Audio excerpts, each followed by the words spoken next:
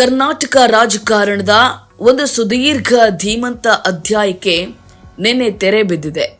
ಬಡವರ ಕಣ್ಣೀರು ಒರೆಸುವಂತಹ ಶಕ್ತಿಯಾಗಿ, ದೀನ ದಲಿತರ ಧ್ವನಿಯಾಗಿ ದಶಕಗಳ ಕಾಲ ನಾಡನ್ನ ಮುನ್ನಡೆಸಿದಂತಹ ಸಿದ್ದರಾಮಯ್ಯ ಅವರು ತಮ್ಮ ಪದವಿ ತ್ಯಾಗವನ್ನ ಮಾಡಿದ್ದಾರೆ. ನಾನು ಮುಖ್ಯಮಂತ್ರಿ ಸ್ಥಾನಕ್ಕೆ ರಾಜೀನಾಮೆಯನ್ನು ಸಲ್ಲಿಸಿದ್ದೇನೆ.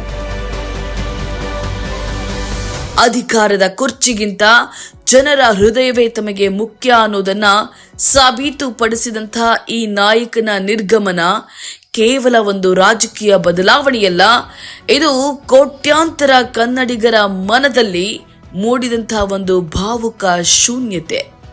ಅವರು ಕೇವಲ ಒಬ್ಬ ಮುಖ್ಯಮಂತ್ರಿ ಆಗಿರಲಿಲ್ಲ, ಹಸಿದವರ ಪಾಲಿನ ಅನ್ನದಾತನಾಗಿದ್ರು.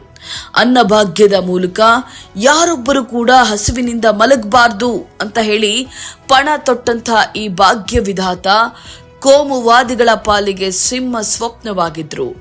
ರೈತನ ಬೆವರಿನ ಬೆಲೆ ಬಲ್ಲಂಥ ಧೀಮಂತ ಶಕ್ತಿಯಾಗಿ, ಮಹಿಳೆಯರ ಸ್ವಾಭಿಮಾನಕ್ಕೆ ಗೃಹಲಕ್ಷ್ಮಿಯ ಕಾವಲುಗಾರನಾಗಿ ನಿಂತಹ ಈ ಹೆಮ್ಮೆಯ ನಾಯಕ, ತಳ ಸಮುದಾಯಗಳ ಹಕ್ಕುಗಳಿಗಾಗಿ ಸದಾ ಗುಡುಗಿದ ತಾಯಿ ನಾಡಿನ ಗಂಡುಗಲಿ.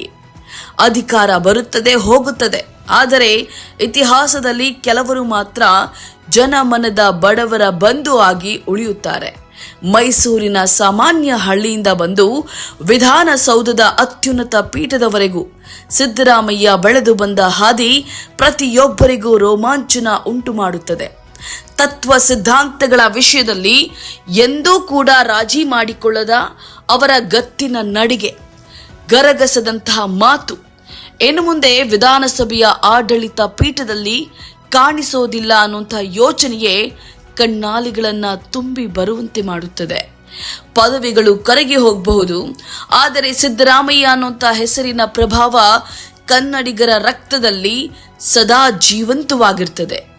ಅಧಿಕಾರ ಮುಗ್ದಿರಬಹುದು, ಆದರೆ ಜನರೊಂದಿಗಿನ ಅವರ ಒಡನಾಟ, ಅವರ ಹೋರಾಟದ ಕಿಚ್ಚು ಎಂದಿಗೂ ಕೂಡ ಆರೋದಿಲ್ಲ. ಕರ್ನಾಟಕದ ಇತಿಹಾಸ ಇರೋವರೆಗೂ ಕೂಡ, ಪ್ರತಿಯೊಬ್ಬ ಬಡವನ ಮನೆಯ ಒಲೆ ಉರಿಯೋವರೆಗೂ ಕೂಡ ಈ ಅನ್ನದಾತನ ಹೆಸರು ನಾಡಿನಾದ್ಯಂತ ಸದಾ ಮೊಳಗುತ್ತಲೇ ಇರುತ್ತದೆ. ಥ್ಯಾಂಕ್ ಯು ಸಿದ್ದರಾಮಯ್ಯನವರೇ. ಈ ನಾಡಿಗೆ ನಿಮ್ಮ ಕೊಡುಗೆ ಅನನ್ಯ.